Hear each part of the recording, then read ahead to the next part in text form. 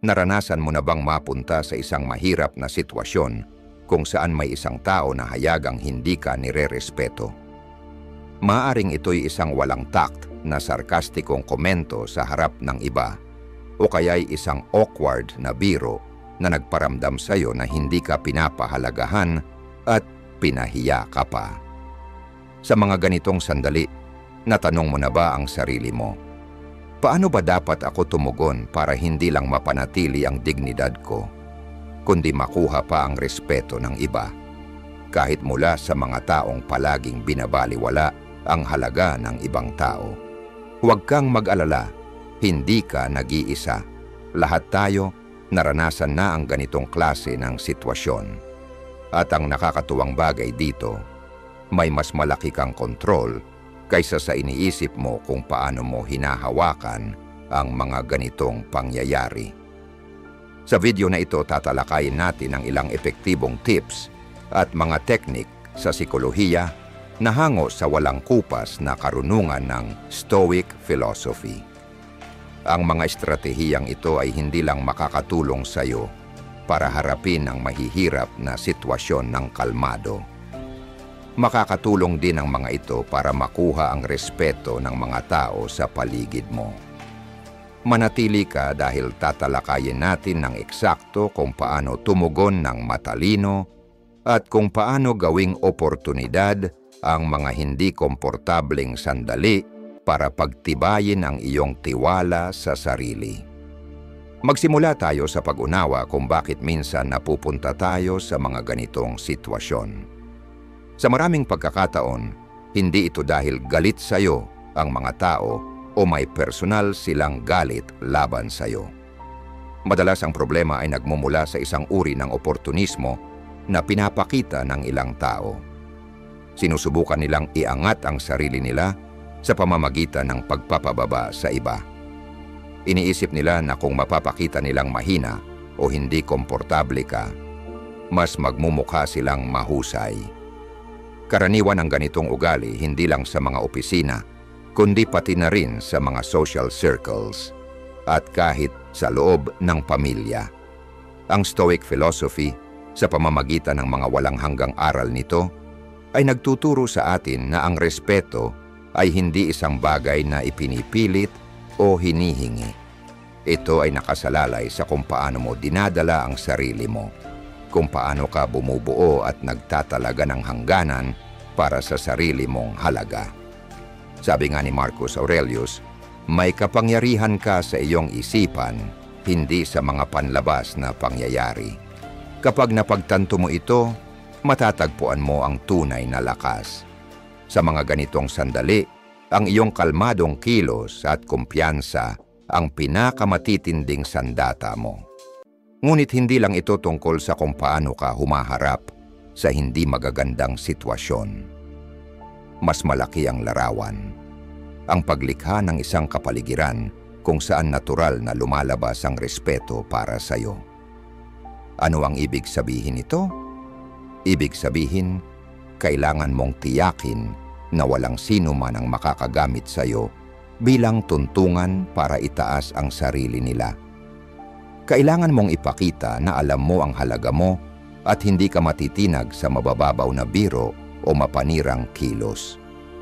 Kaya, ihanda mo ang sarili mo dahil pag-uusapan natin kung paano mo maisasabuhay ang Stoic philosophy sa pang-araw-araw na buhay.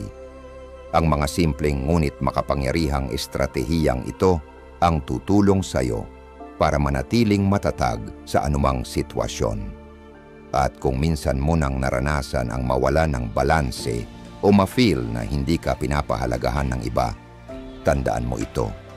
Ang respeto ay hindi nakukuha sa agresibong pagbabalik ng insulto, kundi sa kung gaano mo kahinahon at katatag kontrolin ang sarili mo. Ngayon sumabak na tayo sa mga praktikal na solusyon at alamin kung paano harapin ang kawalang galang ng may grasya at lakas. Unang tip, mahalaga ang first impressions. Mahalaga talaga ang unang impresyon. Ang first impression ng pundasyon kung paano ka tinitingnan ng iba. At ang interesante rito, Madalas hindi ito tungkol sa kung ano ang sinasabi mo, kundi kung paano mo ipinapakita ang sarili mo. Isipin mo ito, nasa isang importanteng networking event ka. May pumasok sa silid, sinuri ang paligid, at lumapit sa iyo. Iniabot nila ang kamay para bumati, pero sa halip na tumayo, nanatili kang nakaupo, bahagyang tumingin sa kanilang kamay, at saka mo lang ito tinanggap para kamayan. Ano ang naging resulta? Hindi mo sinasadya, pero naipahiwatig mong kulang ka sa kumpiyansa at parang hindi ganoon kahalaga para sa iyo ang pakikipag-ugnayan na iyon. Ang maliliit na kilos na ganito ay may malaking epekto sa kung paano ka tinitingnan ng iba. Malalim ang pagkaunawa rito ng mga Stoic. Alam nila na ang mga simpleng kilos gaya ng pagtayo at pagtitig sa mata habang bumabati ay hindi lang simpleng magandang asal. Ito'y makapangyarihang pagpapakita ng kumpiyansa sa sarili at kamalayan sa sarili. Kapag tumatayo ka para makipagkamay, tahimik mong ipinapahiwatig ang pagkakapantay-pantay, kahandaan at paggalang sa isa't isa. At ito ay naayon sa isang pangunahing prinsipyo ng Stoicism. Kung paano mo ipinapakita ang sarili mo ay sumasalamin sa mga pinahahalagahan mo at humuhubog kung paano ka tinitingnan ng iba. Hayaan niyong magbahagi ako ng isang kwento. Minsan dumalo ako sa isang profesional na seminar kung saan pangunahing layunin ang networking. Sa gitna ng mga dumalo, may isang tao na talagang namukod-tangi. Kahit sino ang kanyang binabati, senior executive man o waiter na nag-refill ng kanyang kape, lagi siyang tumatayo, tumitingin sa mata at buong puso ang pakikipag-ugnayan. Hindi ito eksaherado o nagpapasikat, pero ramdam ang epekto. Nirerespeto siya ng mga tao hindi dahil sa kung ano ang sinabi niya, kundi dahil sa kung paano niya dinadala ang sarili niya.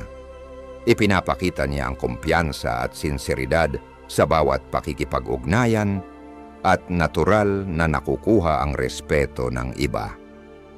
Sa kabilang banda napansin ko rin ang isang dumalo na nananatiling nakaupo sa bawat pagbati. Hindi naman niya sinasadya na magmukhang walang interes.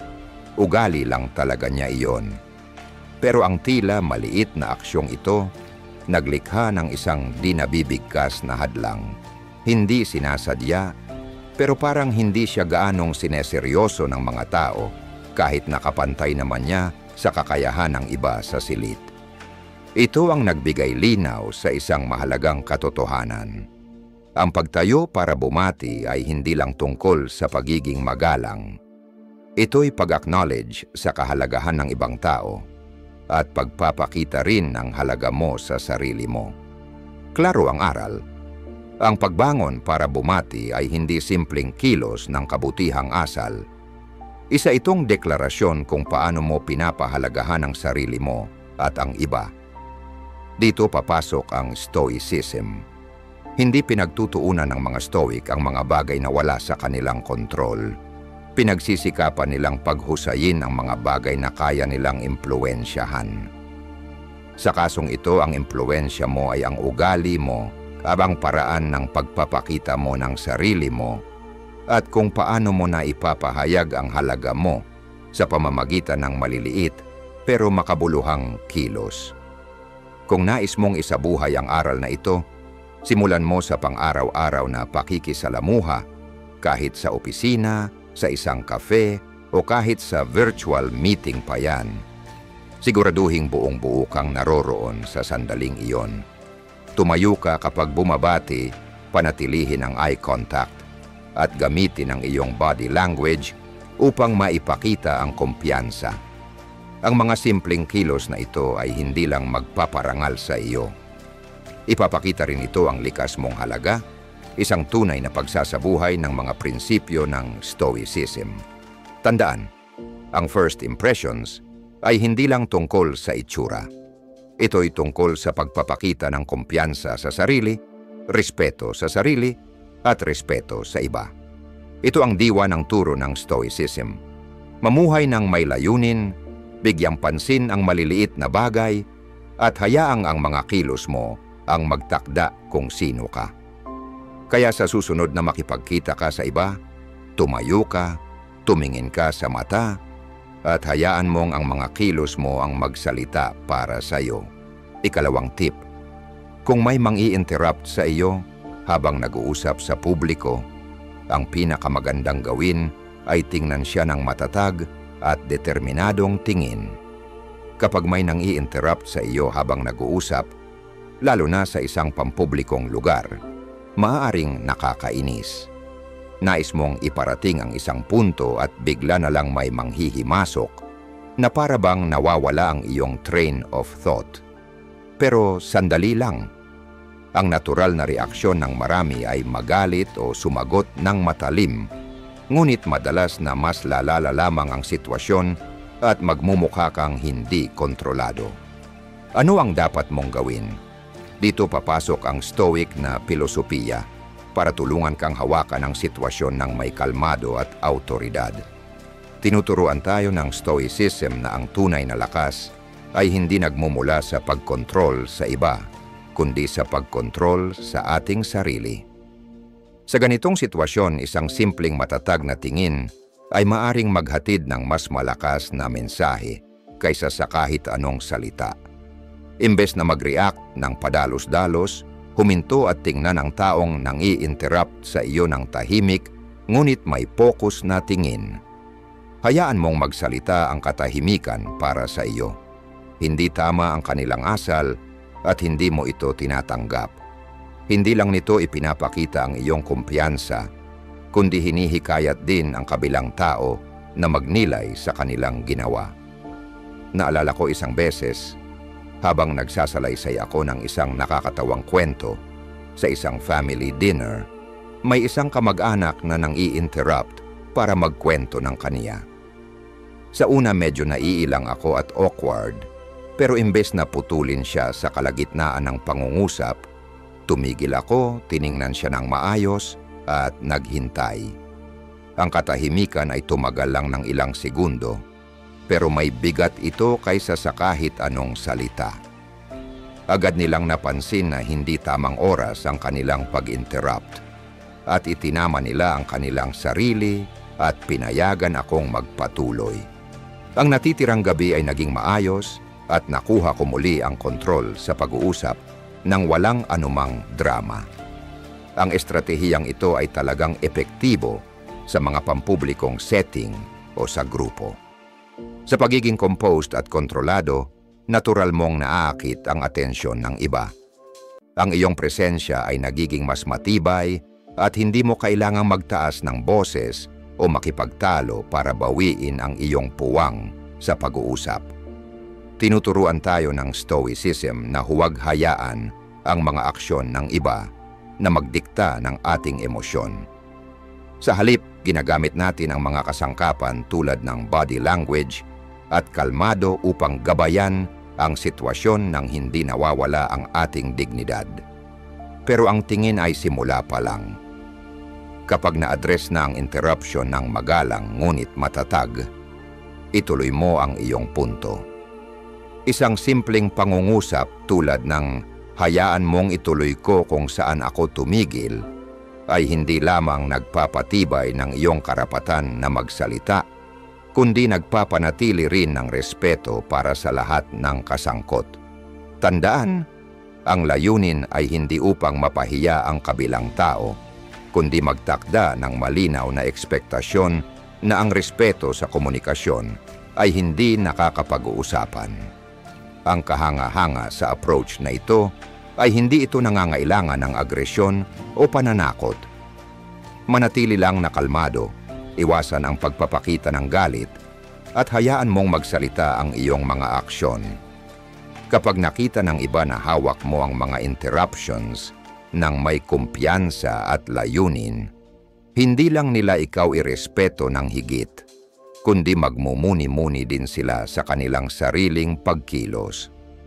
Pinapaalala sa atin ng Stoicism na ang tunay na kapangyarihan ay nasa pagpapanatili ng self-control kahit sa mga mahihirap na sandali.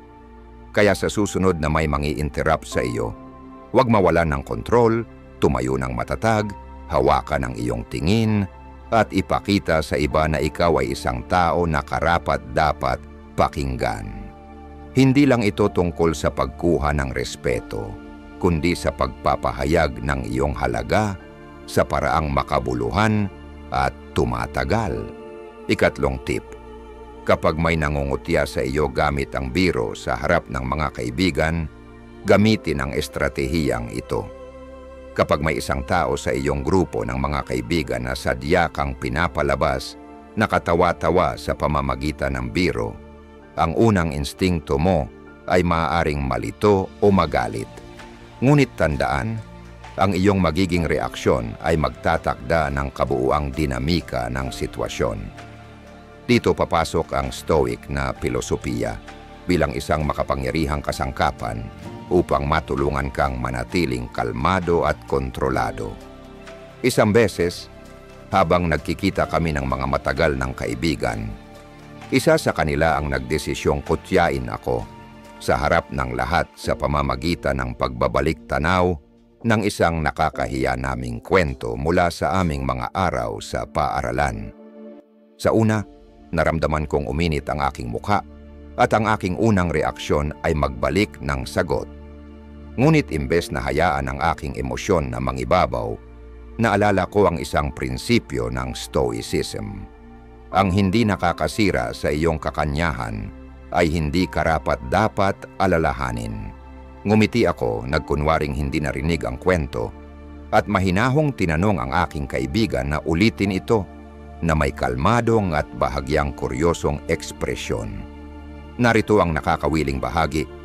Nang kailangang ulitin ng tao ang biro, ang epekto nito ay lubos na nabawasan. Hindi lang iyon, ngunit nagsimulang maramdaman ng grupo ang kahihiyan ng pilit pagpapatawa sa isang biro na hindi na tumama. Ang malalakas na tawanan kanina ay humina at nagsimulang magkalat ang tagapagsalaysay na napagtanto na ang kanilang pagtatangkang mangutya ay nauurong. Ang susi dito ay ang paghingi sa isang tao na ulitin ang kanilang biro, hindi lamang nagpapababa ng epekto nito, kundi ipinapakita rin na hindi ka tinatablan. Ang estratehiyang ito ay nagbibigay daan sa iyo upang mapanatili ang iyong composure, habang bahagyang itinuturo ang hindi angkop na asal ng kabilang tao. Higit sa lahat, binabago nito ang dinamika pabor sa iyo nang hindi gumagamit ng mga taktika ng paghihiganti o nawawala ang iyong dignidad. Sa pagpili ng landas na ito, naglalabas ka ng isang makapangyarihang mensahe. Ikaw ay isang tao na may panloob na lakas na hindi magpapadala sa mga maliit na provokasyon na magdikta sa iyong emosyon. Isa ito sa mga pangunahing aral ng Stoic na filosofiya, ang pagpapanatili ng kalmado at kontrol sa harap ng mga maliliit na hamon sa buhay. Paano mo nga ba epektibong mailalapat ang prinsipyong ito? Una, tandaan na hindi mo kailangang agad mag-react sa bawat aksyon o salita. Huminto, huminga, at mag-iisip. Pangalawa, gamitin ang katahimikan bilang isang makapangyarihang sandata. Ang katahimikan ay hindi passive.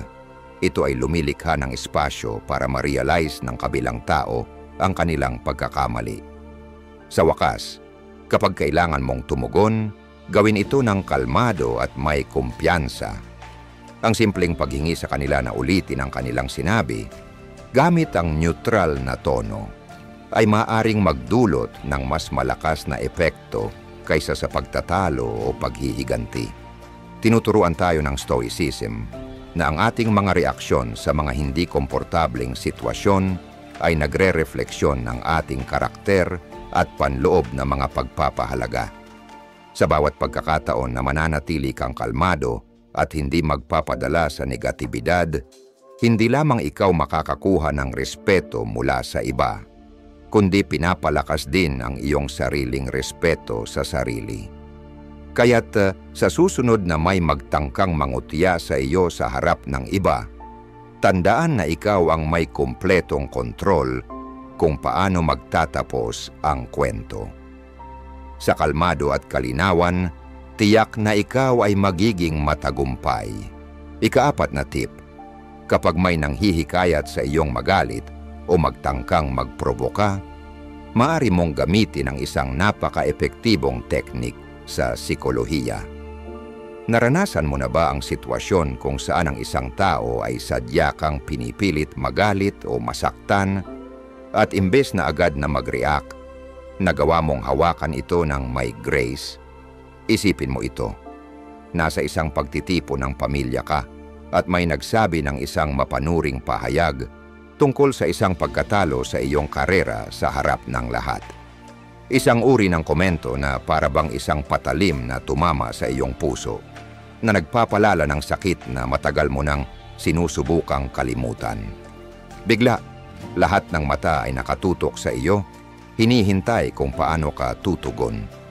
Sa sandaling iyon, imbes na mag-react ng depensibo o magpaliwanag, huminto ka sandali, manatiling kalmado, at nagtanong, alam ba ng sinuman kung saan may magandang panaderya sa malapit? Naiisip ko sanang bumili ng something para sa susunod na salo-salo. Ang simpleng tanong na iyon ay agad na nagpapabago ng enerhiya sa kwarto.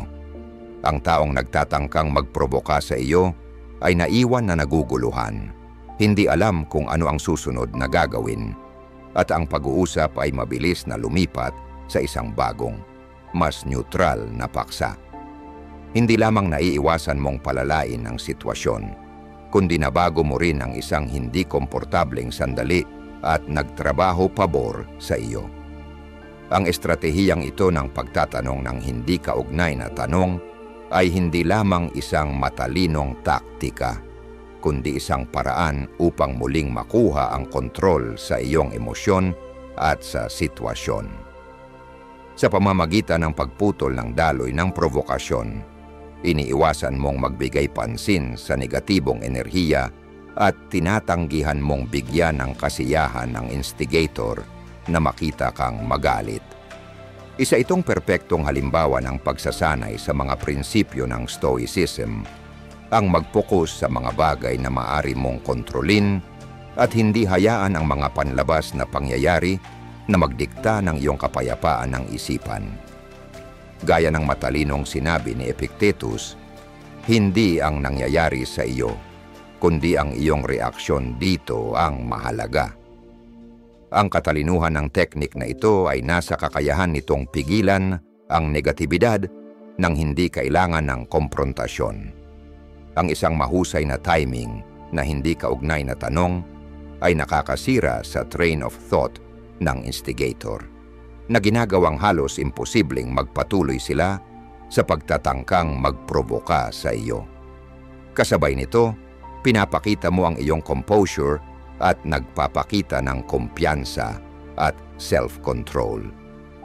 Isa itong makapangyarihang paraan upang makuha ang respeto sa anumang social na sitwasyon. Upang gumana ang estratehiyang ito, mahalaga na panatilihin mong natural ang iyong tono at asal. Kung ito ay mukhang pilit o kalkulado, maaring magmukhang hindi tapat. Pumili ng isang simpleng neutral na tanong o pahayag na natural sa sandali. Isang bagay tungkol sa isang restaurant na malapit, isang kamakailang pangyayari, o kahit isang kaswal na obserbasyon. Ang layunin ay hindi iwasan ang sitwasyon ng awkwardly, kundi ilihis ang pag-uusap ng may subtleness at kaluwagan. Ang teknik na ito ay hindi lamang gumagana sa mga sandaling iyon, kundi nakakatulong sa pagbuo ng pangmatagalang resiliency at panloob na lakas. Sa pagtanggi mong makisali sa mga emosyonal na away, ipinapakita mo sa iyong sarili at sa iba na ikaw ay may kontrol. Mapapansin ito ng mga tao sa paligid mo at kikilalanin kanila para dito. Higit sa lahat, ang paggamit ng estratehiyang ito ay isang hakbang patungo sa pagpapalaganap ng pangunahing halaga ng Stoicism, ang mag-focus sa mga bagay na maaari mong kontrolin. Hindi mo kayang diktahan kung paano kumilos ang iba, ngunit maaari mong piliing kung paano ka tutugon. Sa paggawa nito, pinapalakas mo ang iyong pagpapahalaga sa sarili at naglalabas ng malinaw na mensahe. Hindi mo papayagan ang ibang tao na sirain ang iyong kapayapaan o dignidad. Sa susunod na makikita mong may magsasabi ng mga salitang layuning mangprovoke o makasakit, tandaan ang estratehiyang ito. Magtanong ng isang simpleng hindi kaugnay na tanong at obserbahan kung paano magbabago ang dinamika. Hindi lamang naiiwasan mong mapuno ng tensyon ang sitwasyon, kundi mararamdaman mong empowered ka dahil sa iyong kakayahang umangat mula rito. Gaya ng matalinong paalala ni Marcus Aurelius, ang tunay na kapangyarihan ay nagmumula sa pagpapanatili ng kapayapaan ng isipan, anuman ang mga panlabas na pangyayari. Sa pagiging bihasa sa ganitong paraan, hindi lamang mong haharapin ang mga hamon ng may grace, kundi tataas din ang respeto ng iba sa iyo sa anumang sitwasyon. Ikalima at huling tip, paglalakad palayo. Naranasan mo na bang mapunta sa isang sitwasyon kung saan naramdaman mong hindi ka pinahahalagahan, binabaliwala, o kahit ganap na hindi pinansin? Hindi ito magandang pakiramdam. Ngunit minsan, ang pinakamahusay na paraan upang protektahan ang iyong self-respect ay ang magdesisyong umalis. Itinuturo sa atin ng Stoic na pilosopiya na ang respeto ay hindi isang bagay na maaari mong ipilit, kundi isang bagay na kailangan mong pagyamanin sa pamamagitan ng pagkakilala sa iyong sariling halaga. Minsan ang paglakad palayo ay hindi tanda ng kabiguan, kundi isang pagpapakita ng lakas at pagpapahalaga sa sarili. Hayaan mong ikwento ko sa iyo ang isang kwento.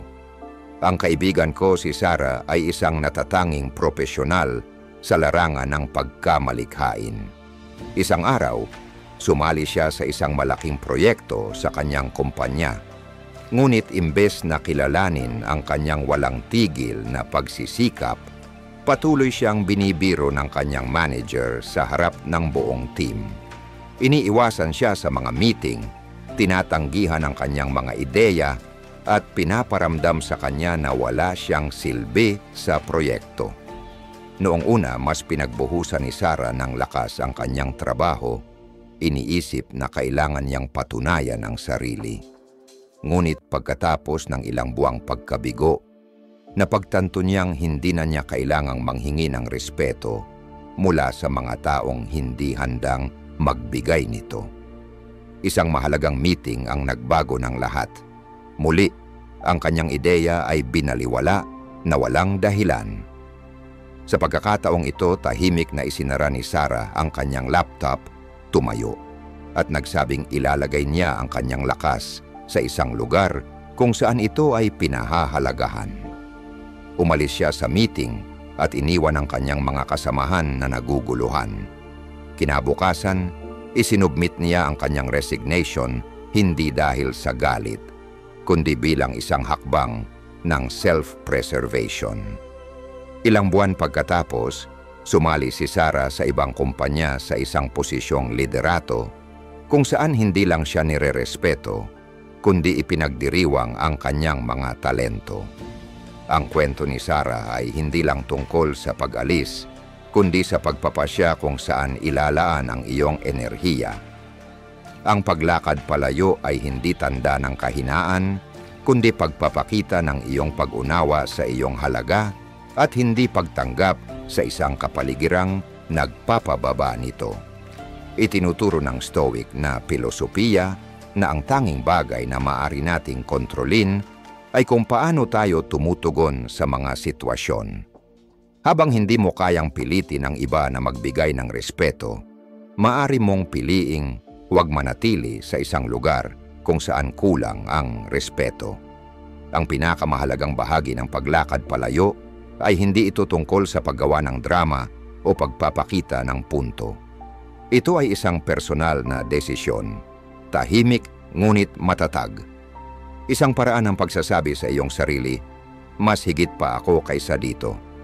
Binanggit ni Marcus Aurelius na may kapangyarihan ka sa iyong isipan, hindi sa mga panlabas na pangyayari. Kung mauunawaan mo ito, makakakita ka ng lakas. Ang manatili sa isang kapaligirang walang respeto ay ang pumili na hayaang pababain ng iba ang iyong halaga. Kaya, paano mo malalaman kung kailan ang tamang oras upang maglakad palayo? Ito ay kapag napagtanto mong ang lahat ng iyong pagsusumikap para makuha ang respeto ay nauurong sa indifference. Kapag pakiramdam mo ay patuloy mong ipinaglalaban ang iyong karapatan na mapansin, huwag hintayin na maubos ang iyong self-esteem. Makinig sa iyong sarili at kung kinakailangan, magdesisyon na umalis. Dahil ang pagiging wala sa isang lugar na may respeto ay mas mabuti kaysa ang maging naroroon na binabaliwala ang iyong halaga.